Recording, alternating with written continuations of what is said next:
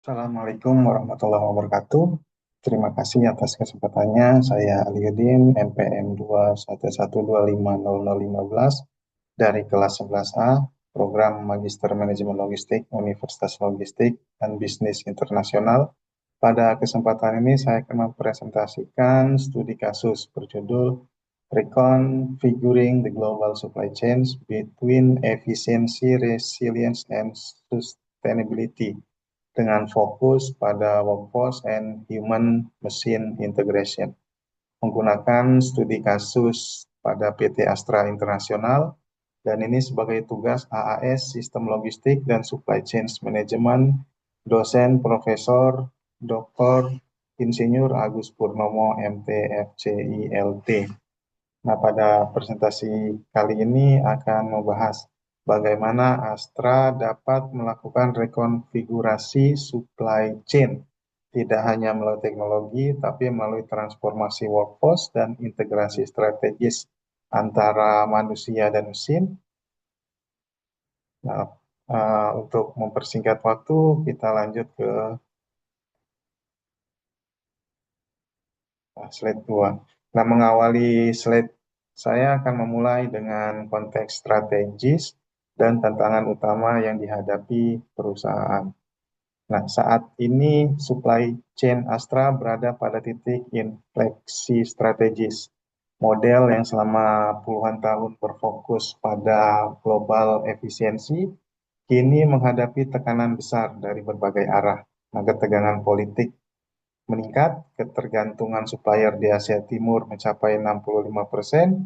Di sisi lain, tekanan ESG semakin kuat dengan peningkatan carbon footprint dan tuntutan transparansi rantai pasok atau supply chain, ditambah lagi pertumbuhan omnichannel sekitar 20% per tahun, meningkatkan kompleksitas distribusi. Nah, sehingga dalam situasi ini kita akan menghadapi dilema strategis. Bagaimana menyeimbangkan cost efficiency, resilience, and sustainability.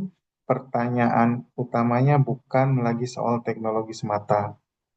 Nah, pertanyaannya adalah apakah workforce kita siap untuk mengolah supply chain yang semakin intelijen atau semakin pintar dan semakin adaptif. Nah, kalau kita melihat kondisi perusahaan saat ini, Astra memiliki kekuatan pada operasional, excellence, dan lean efficiency. Namun, model ini dibangun dalam era stabilitas yang global. Nah, kesenjangan yang muncul saat ini bersifat struktural. Pertama, kesenjangannya itu terjadi karena ada literasi AI dan prediktif analitik masih terbatas. Terus kedua, kemampuan risk modeling analitik juga masih terbatas.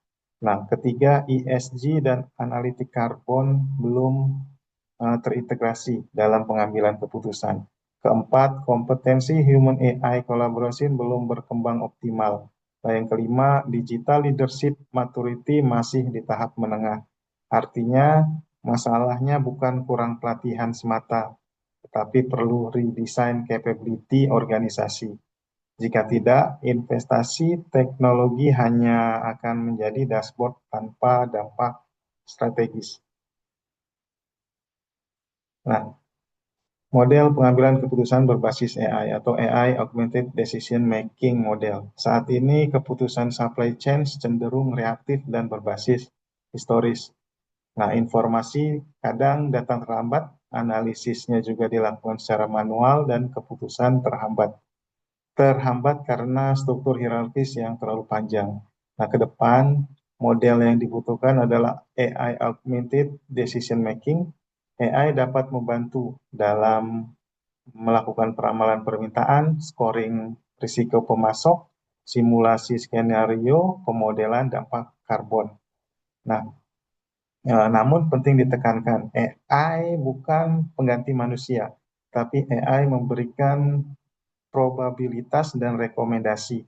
Nah, manusia melakukan validasi strategisnya, pertimbangan etis, serta override bila diperlukan. Nah, prinsip sederhananya itu AI mempercepat dan manusia mengendalikan. Nah, jadi inilah fondasi human machine integration. Uh, Redesign organisasi untuk integrasi manusia mesin.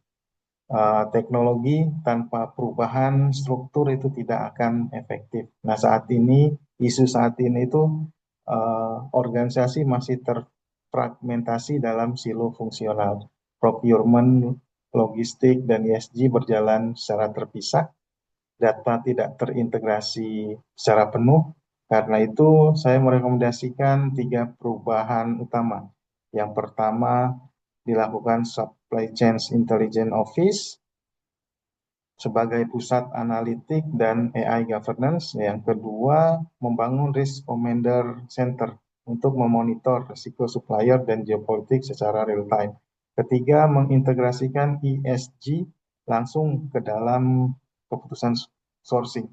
Selain itu, peran juga harus berevolusi. Planner tidak lagi sekedar menghitung kebutuhan material, tetapi menjadi AI-enabled supply strategist. Procurement menjadi risk aware analyst. Transformasi ini bukan hanya terstruktur, tetapi redefinisi kompetensi.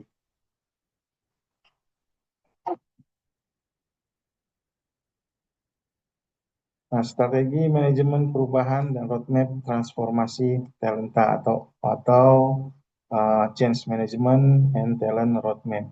Nah, transformasi human mesin sering gagal bukan karena teknologinya, tetapi karena resistensi manusia. Nah, risiko utama adalah takut kehilangan pekerjaan. Nah, yang keduanya itu ada erosi otoritas dan ketidakpercayaan terhadap algoritma atau resistensi digital. Jadi oleh karena itu perubahan harus dilakukan dalam 4 tahap. Yang pertama, alignment di level BOD dan narasi di tingkat BOD atau board. Jadi supaya lebih jelas, AI adalah augmentasi bukan eliminasi. Nah, kedua, program AI literasi dan digital bootcamp. Yang ketiga, pilot project percontohan atau pilot project, forecasting, dan risk dashboard dilakukan oleh AI. Yang keempat, redesign KPI dan sistem award agar mendorong adopsi secara digital ini semakin masif dan semakin cepat.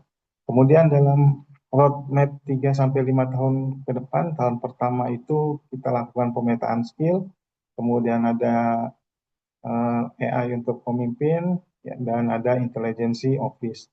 Tahun kedua dan ketiga AI untuk forecasting dan sourcing, integrasi SG analitik, kemudian ada implementasi KPI digital. Nah, tahun keempat sampai kelima itu 70% keputusan berbasis AI. Jadi ini roadmap 3-5 tahun ke depan. Nah, kemudian pada titik itu ada 4 pertanyaan fundamental. Apakah global efisiensi model telah berakhir? Bagaimana ESG mengubah desain supply chain? Terus apakah resilience terlalu mahal? Dan 4, apakah kompetensi manajer SCM masa depan? Nah, jawaban yang pertama, tidak. Jadi global efisiensi ini tidak akan pernah berakhir, tetapi tidak lagi cukup. Modal tersebut harus berevolusi menjadi multi-objective optimization yang mengembangkan cost, resilience, dan ESG secara simultan. Jadi supaya ada perubahan dan perkembangan, jadi nggak akan berhenti. Kedua, bagaimana ESG mengubah desain supply chain? Nah, ESG ini menjadi variable design, bukan tambahan compliance ya. Supplier dipilih tidak hanya berdasarkan harga, tapi juga carbon intensity dan sustainability profile. Jadi nggak cuma mempertimbangkan dan memperhitungkan harganya saja yang murah, tapi ada sustainability juga yang menjadi pertimbangan. Ketiga, apakah resilience selalu mahal? Tidak.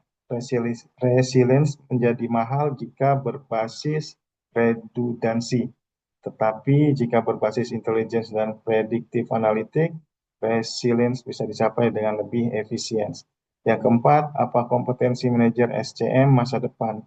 Ia harus menjadi hybrid leader, strategic thinker, data translator, dan change driver. Jadi bukan hanya sekedar operator sistem, tetapi juga orkestrator human machine network.